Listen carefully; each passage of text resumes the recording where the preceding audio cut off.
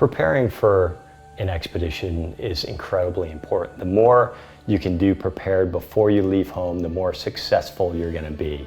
And one cannot underestimate how important having things taken care of at home is to success on an expedition. We find that in general, the further in advance of an expedition people commit, the more successful they are on the trip, because they're mentally and physically committed to that goal.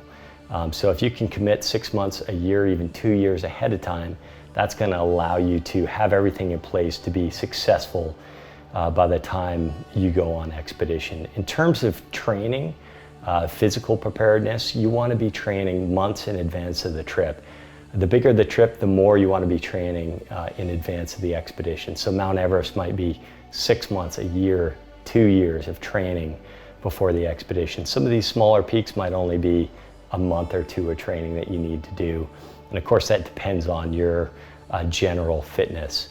In the immediate lead up to the expedition, a month or two in advance, you need to make sure that all your paperwork is in place, everything is taken care of at home, and that you start to, the last couple of weeks, taper off your training. Make sure you don't injure yourself, and make sure you peak your training about a week before you leave for the climb, so your body has time to rest and recover and be ready for the stresses of the climb.